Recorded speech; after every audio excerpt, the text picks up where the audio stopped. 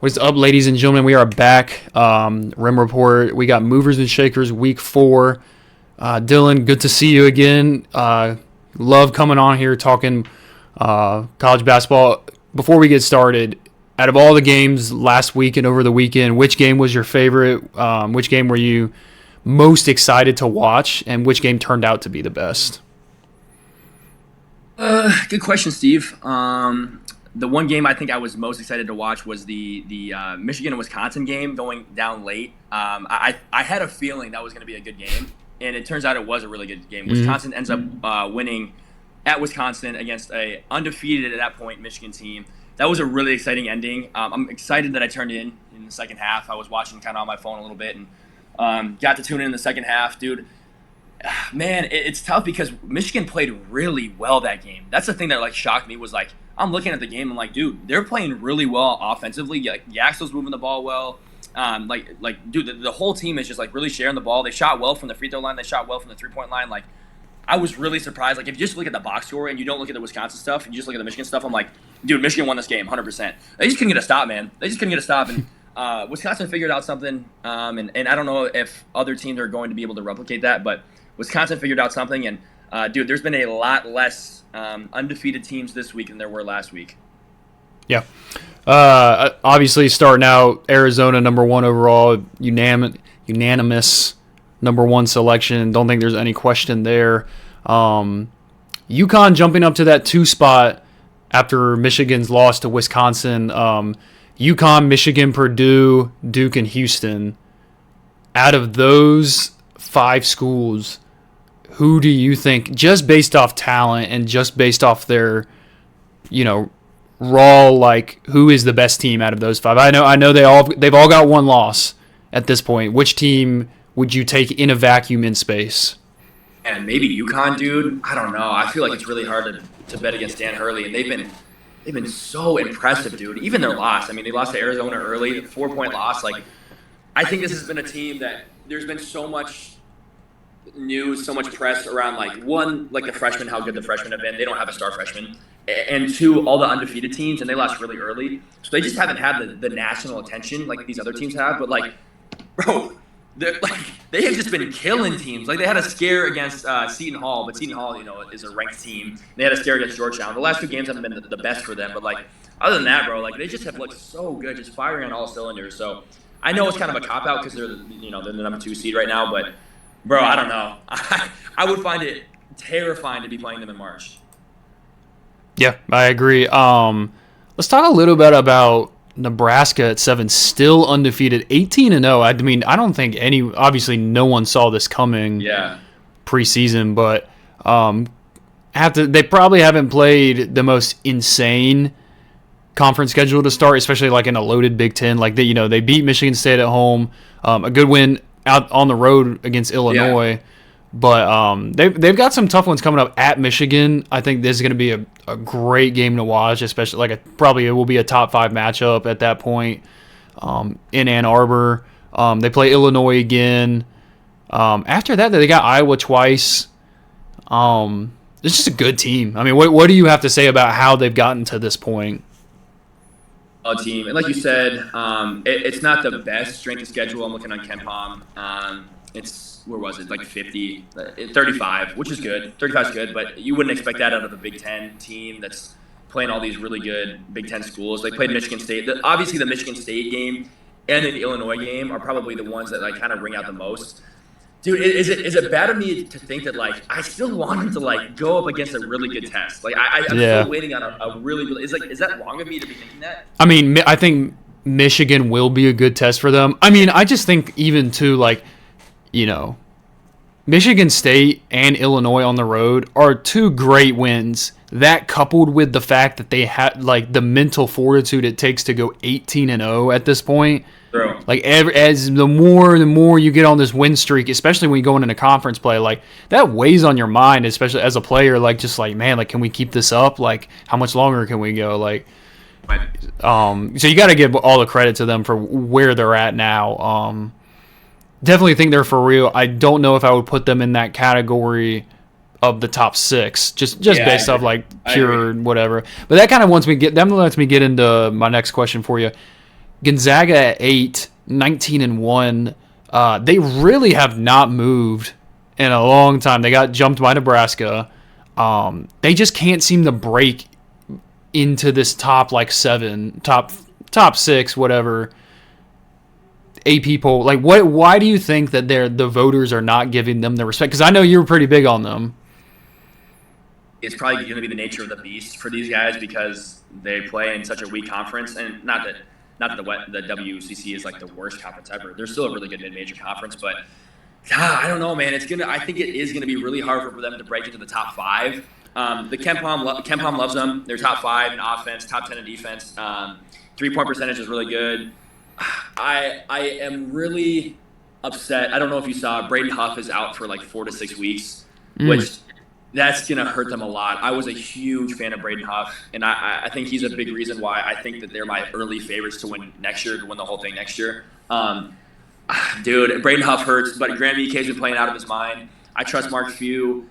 I think like St. Mary's is really good in their conference. They still have to play St. Mary's twice, once at home, once away. But other than that, man, like if they win out, like do you see them as a top 5 team? Like personally, in my mind, they're already top 5 team. So like I don't know if they win out, like that just kind of just shows you, like, dude, I just think that they're for real. Am I just wrong? Yeah, I think the AP poll just takes in recency bias into it. So it's like, you know, Gonzaga got murdered in that game against Michigan or whatever, and they dropped, you know, pretty low. I don't know what their lowest was, like 10, 11, something like that. It was, 10. I think it was 10. Whatever. And they just they don't have the ability to get a signature win because they just don't, like you said, they don't play in a good conference. Yeah. So they don't have a chance to get the wins to jump up. And then also credit Arizona through Nebraska, and Iowa State was in that at one point. Like, they don't lose. Like, they're all 17, they're all one-loss teams. So it's like, but I think we'll get to a point where, like, there's no way all of these teams are going to go through conference play without taking a loss or two. So if Gonzaga can continue and they win out in conference play, don't lose in conference play, they will move up naturally just because, like, you know, Gonzaga versus Houston, like if Houston takes a 2-loss week or whatever, they're going to jump them no matter what. So I think we'll see what happens. The cream will always rise to the top, Dill. That's right, Steve. Michigan State, like we talked earlier, dropped 7 spots. Iowa State, yeah. What did I say? Yeah, Iowa State. After that pretty bad loss against at Cincinnati, but they also got killed by Kansas at Kansas too. Rough 2-game stretch for them. Are you worried about them, or do you think this is kind of just like natural, like you're going to take some hard losses like this? If anybody thought that Iowa State was going to go undefeated in the Big 12, I mean, they were absolutely smoking crack. So it wasn't going to happen. Winning at Kansas is like just the most impossible thing to do in any sporting event ever. So I'm not surprised they lost there. The Cincinnati game, I feel like Cincinnati's a little bit underrated. Their record doesn't show how good they've been this season. And that's a hungry team. Like, I think they really wanted to win. I'm not really worried about Iowa State. I didn't think that they were the top 3 team in the nation. I think this kind of just proved it. But I also don't think they're a bottom. I don't think they're outside of the top 10. I think this is a good ranking for them. I think they have an old team. I love an old team in just when it comes to ranking teams. Like, I love an old team. I think they do well in March Madness. I think they kind of last throughout the season. The one thing I will say, don't love their free throw percentage. They shoot a bad percentage from free throw line, which it does scare me having such an old team, such an experienced team, and not being able to shoot the free throw well. So I don't know if that comes to bite them as the season goes on, but I think this is a good place for them. Yeah, I agree. Let me go back to what I was looking at. Anyways, I want to talk about a little bit about Texas Tech. Up to 12 now. I think the thing that has always been so skeptical about them is their bench. Like, not having a deep bench. You know, they've strung together a couple of good wins, you know, versus Utah, against BYU. I know you love BYU. Only lost on the road at Houston by 4 points. But I'm looking at kind of their numbers and their minutes played against BYU, you know, 8 or 10 bench minutes total played. Like, that's rough, and I don't think that's gonna sustain long-term success for them. So I'm skeptical about them still. I love JT Top, and I was very big on Texas Tech preseason. You were, you know me. I was very big on them. A couple injuries go the wrong way, and it's just rough. Like, I mean, I don't know what else you can say. It's just rough sledding for them. They got Houston at home coming up on the 24th. I mean, Big 12 play is brutal. So I'm in the same boat as you. If you look at their usage percentage, not their usage percentage, but like the minutes they played percentage, like Christian Anderson, 99% of minutes played. Jalen Petty, 82% of minutes played. JT Toppin, 87% of minutes played. Donovan Atwell, 73% of minutes played. Like, they just, dude, these guys are getting run into the ground, and I'm really scared. Like, what happens when like Christian Anderson gets in foul trouble? Like, bro, I mean, I think it's a matter of time before like either Christian Anderson or JT Toppin gets in foul trouble, and they're scrambling trying to find an answer. I mean, they were able to do it against Duke. Yeah, you know, but I don't know. I don't know if I trust this team long term. Yeah. BYU, just talking about BYU, they dropped down 2 spots to 13, 16-2. Honestly, you know, with a loss like that on the road, I think that's a pretty reasonable drop in the rankings for them. I think, you know, people are still high on them. I think, you know, you watched the game. I don't think it was a crazy loss for them. Sometimes you just take your beatings on the road like this. Like, you know, you got to take these losses and learn from them. Unless you're Nebraska and you just win every single game. But yeah, let's go on to Vanderbilt. I wanted to talk a little bit about what you thought about Vanderbilt's week. Tough stretch. I told you in our SEC talk, looking at the SEC games, I was very like iffy on their game at Texas because they were undefeated up to that point. Yeah, 3-0 in SEC play, and then they lose on the road at Texas, and then they lose to a, you know, resurging Florida team at home. What do you have to say about Vanderbilt? This game, it's just I look at it like this: like, if you lose by 1 or you lose by 50 on the road in conference, in a power conference, it doesn't matter to me. Like, that's just the same thing. They lose by 16, like, it just happens, bro. Like, sometimes you just get kind of blown out on the road in the conference, as good as that is. So I'm not really worried about that one. The Florida game, I think, dude, Florida's good, man. Florida's really good, and people were kind of writing them off early. And out of the state, I mean, they dropped out of the top 25, but Ken Pom loves them, man. Ken Pom has them as the 9th best team in the nation, and that was a tough way to go. I think that Vanderbilt had some chances late in the game to kind of pull away, and they didn't. I think Tyler Tanner, as good as he's been, kind of had a coming back down to earth scenario. Last 5 minutes of the game, wasn't as dominant as he's been. Kind of turned the ball over a couple times and wasn't the player that we thought that he was. So I don't think Vanderbilt's as bad as the AP poll has them. I still am really high on Vanderbilt. I think that they're one of the best teams in the SEC. But yeah, 15, probably not 15. I probably have, you know, the 10 to 12 range if I was voting. But there's probably a reason why I'm not voting. So yeah. I think our opinions in this voting are better than most, though. You get some might be right. real bozos voting in the AP poll nowadays. Yeah, like you said, kind of a coming back down to earth moment. Still had 20 points on 50% shooting from the floor and from the three. Player. Only 1 turnover, though. Seems like Tossy one late. Yeah. Yeah, well, I mean, Florida's on the come up. All credit to Florida for coming in there, getting a good win. Just talk. Florida's right under them on 16, 13-5. Yeah. Xavier Lee has looked good. Yeah, no, I got a question for you. Like, I think that we have been high on this Florida team. I mean, they were preseason 3 or 4, I think. Mm-hmm. Correct me if I'm wrong. I think they were 3 something or 4. Like that. I don't know. I don't know if you've been watching them a ton. Like, is this more of like just they were getting unlucky earlier, and now this is kind of like how they have been playing, or is this more of like, okay, they've turned something around, and now like this is like they've done a complete 180? No, I think they've turned it around, and I think honestly, just credit to the players and credit to the coaching staff for, you know, instilling some confidence. And I think it was literally all mental for them. Like, yeah, probably their bigs, like, things, it doesn't change their big. They're gonna give hustle. They're gonna give offensive rebounds. They're gonna score in the paint, and like that's no if and buts about it. But yeah. It was obviously Boogie Flan and Xavier Lee, like, their ability to score the ball. They needed that. I mean, they won a national championship when they had guards that could score. and they bring in two guys that are supposed to be dominant scorers, and they weren't.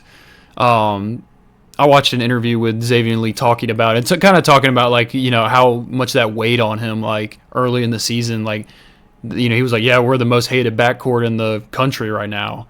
Yeah. So he, but yeah, credit to them, and credit to the coaching staff for like, Todd Golden has done a great job of like keeping them locked in, and like honestly watching them play, especially watching the game against Vanderbilt, also the game against Tennessee.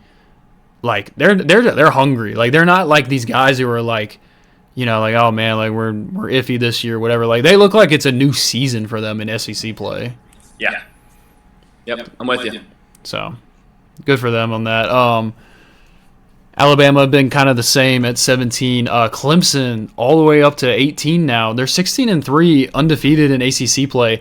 Do you think that they have a chance really against kind of this top echelon tier of ACC teams? I think they've won like 8 or 9 in a row. They're really hot. Just a good team, solid team. I think their ceiling isn't probably as high as these other teams, just because they're not a team that's going to go out and wow anybody with a bunch of threes, you know, run and gun style. So I think their ceiling is kind of capped, but I think they're solid. They're another older team. A lot of these guys that like Carter Welling, you know, Jr., you know, RJ Godfrey, I feel like has been there just a million years. You know, he's been there forever. Dylan Hunter's been there forever. Like, it's just an older team, I feel like. But I like them, bro. I think that they're solid. I think last week when we talked about them, we were like, this is a team we kind of expect in this like 20 to 25 range. I don't think they're going to be as good as Duke. I don't think they're going to be as good as Louisville. But like, this is a team that like can win a sneaky amount of games in the SEC and can like steal a game from like Duke. You know, Duke's like 9-0, 10-0 going into like, oh, can Duke go undefeated in ACC? And like, oh, you know, Clemson's up and, you know, they lose to Clemson, you know, on the road. And I think this is a team that can ruin a lot of games for some of these good teams, but I don't see them in the top, you know, 3 or 4. I'd say. I think I'd take them. I think I'd say Duke over them, Louisville over them, and probably UNC over them as well. Yeah, I would argue that they've had some cakewalks to start conference play. I mean, Syracuse, Pitt, SMU, or SMU's good, Notre Dame, Boston College. Like, these are some of the lower level ACC teams. Yeah. They've got their West Coast trip coming up at Stanford, at Cal, and we just watched UNC go 0-2. And we saw Duke struggle in the first half against Cal. Like that West Coast trip is real, and like it's hard even for some of the best teams. So we'll see if that is a good test for them. Yeah. One quick thing that I'm just realizing on Clemson, like, look at their last game scores. The other team has scored. Miami scored 59. Boston College scored 50. Notre Dame scored 61. SMU scored 70. Pittsburgh scored 68, 61, 65, 61, 63. Like, these guys are fantastic on defense. They have the 14th best defense in the country. So defense travels, man. It's like the old saying, defense travels. You never know. This could be a team that kind of locks some guys up and makes some surprises later on. Yeah. Right under them, Kansas moved up to 19 from unranked. Man, like you think they've turned it around a little bit? I mean, they've had some great games. Took care of business against Iowa State at home, and then a good win against Baylor. I mean, they've got, you know, 2 easier games: Colorado, Kansas State. They got to take care of business with those 2 games, and then they got a rough stretch of 4 games. They got BYU, Texas Tech, at Texas Tech. Utah at home, a surprising Utah team that actually has some good players. Terrence Brown, the transfer from FDU, he's been killing it for them. Good call, yeah. And then they got Arizona, and then Iowa State again at Iowa State. Like, they got a rough stretch coming up of like 5 games. Yeah. So I don't know. We'll see. I've changed my mind so much on Kansas. I'm just going to stay on the fact that, like, this team will go as far as Darren Peterson takes them. If he doesn't play, I'm just not bought in with them. If he does end up playing, I think they're a good team that can get in the top 15. Maybe top 10 at the very highest, like if Darren Peterson's absolutely killing it. But I can't put my faith into this team until Darren Peterson actually gets some real minutes. Yeah, last game, only 23 minutes against Baylor. And not like, it wasn't a blowout, so it's not like he just sat the whole time. But 26 points in 23 minutes. Dude, he's so good. 11 of 13 from the field. No turnovers. Like, man. They're a really good ball player. He's a really good ball player. That made me think of that meme of what's his name, of Stephen A. Smith. He's like, "Oh no, don't get me salivating now." Yeah, dude, he can go, man. He can go. I'm salivating over here, bro. Golly. Let me go ahead and jump to the end here. St. Louis and Miami, Ohio, both in the top 25. Miami, Ohio had that crazy game tying 3 at their end of their last game, and then hitting another like game winner 3 pretty much to stay undefeated. And St. Louis at 24, they're 17-1. I talked about them before conference play started and talked about how like I think they, this could be the team, mid-major team that rises to the top. They had a tough game at VCU. They had to win, that I said, and then against Richmond, and they took care of both. So they are 17-1 now, first in the A10. Very big on them. Very big on Robbie Avila. I'm cool with St. Louis being there. I don't have any issue. The one I do have an issue with, Steve, and I think we're going to be different on this one. I think that you're going to like Miami, Ohio being there. Dude, looking on KenPom, and I'm like, all right, let me find where Miami, Ohio's ranked. Let me find where they're at. Scrolling down, I get to the 30s. I'm like, okay, that's weird. Let me go to the 40s. I get to the 40s. Still can't find them.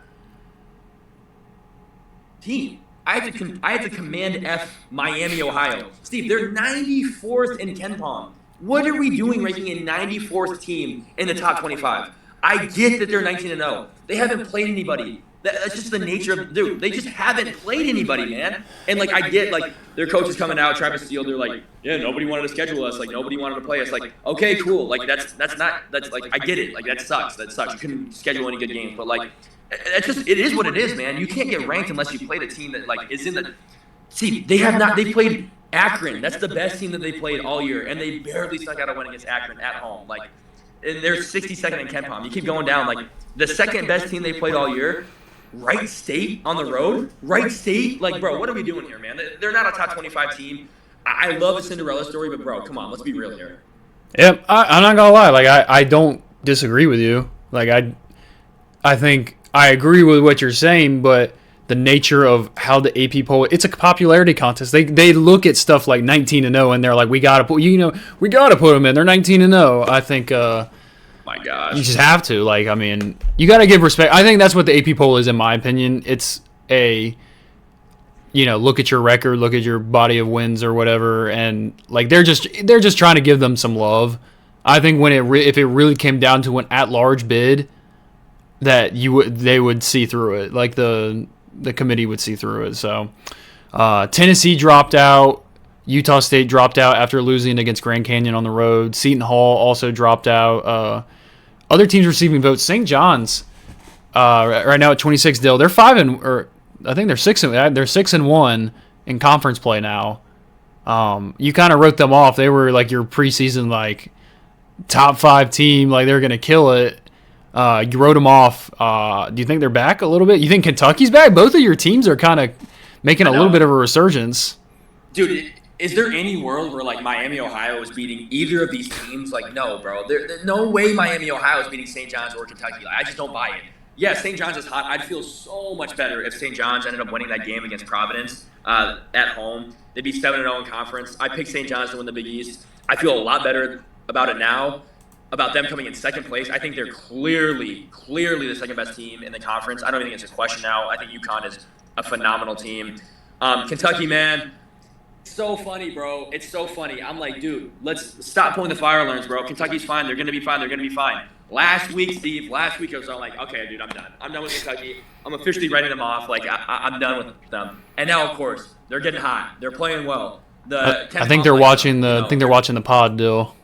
Dude, I don't know what it is, man. But Kentucky's back. I'm glad to see it. And I'm happy, man. I think St. John's is like, yeah, dude, I think they're a top 25 team. I like them in the second spot. And yeah, dude, I think Kentucky's a top 25 team, man. I think that people were writing these guys off too early, and I think that I'm a victim of it. And now I was about to say, you literally were the one. I know, man. I know, it's crazy. Before we go, Dill, last question I have for you. We've talked about it before. Texas A&M, man, 14-4, 4-1, first in the SEC. Only loss at Tennessee in double overtime. They would be 5-0 right now if it weren't for that loss. Yeah. With two easy games against Mississippi State and South Carolina at home coming up. Like, they very easily could have been 7-0 headed into a rough stretch of 3 ranked games in a row. Like, they're not really getting a ton of respect in the AP poll. I mean, obviously, I think we've already explained that we don't really respect the AP poll, and we respect things like analytics and KenPom and stuff. But what is Texas A&M and KenPom right now?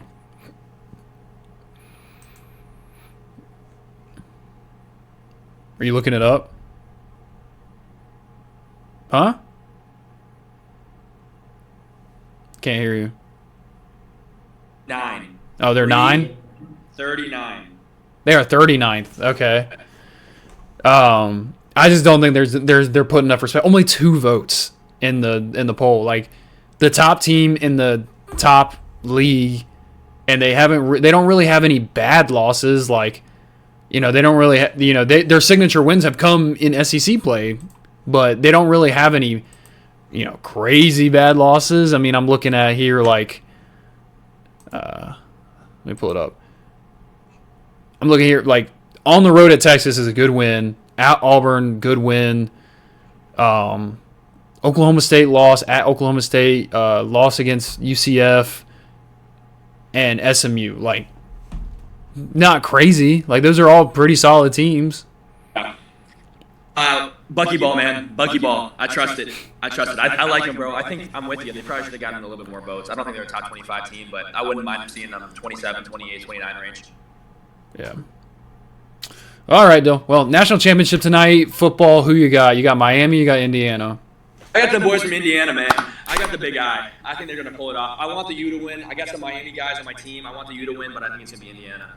8.5-point spread. Who are you taking? Are you taking the spread on Indiana or taking Miami to cover? I can't say, Steve. I am NCAA sanctioned coach, but if I had to go, I don't know if you can see the sign, but that's what I'm doing. There are rules about you can bet on other sports now. Hey, Steve, these sanctions that have been coming out have been absolutely terrifying. I don't want to take my chances, bro. I don't want to take my chances, but if you know what I mean, this is where I'm going. So. Yeah, bro. Waiting for them to give me a call.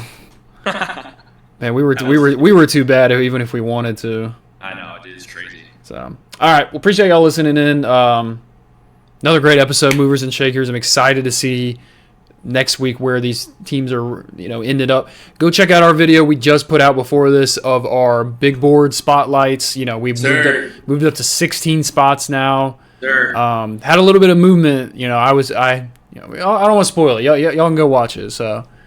Go Dogs, man. How about them Bulldogs? Go. Citadel Bulldogs were one play away from a 3-game win streak. I gotta look up. Is there a way you can look up on KenPom when their last 3-game win streak was in conference play? I mean, it might have been 2007, bro. I don't know. Man, it is incredible. Like they were up 15 or 20 points against UNCG2, and they lost that game. Other than that, they'd be on a 3-0 win streak. So they're hot. We're hot. Credit to them, man. They got a good game. I'll be on the call this Wednesday against Furman at home. I love them Dogs, man. Even Coach. We had to let Coach. Did they receive votes? Did they receive votes in the AP poll? Were they close? Nah, man. I heard they got some votes at 1.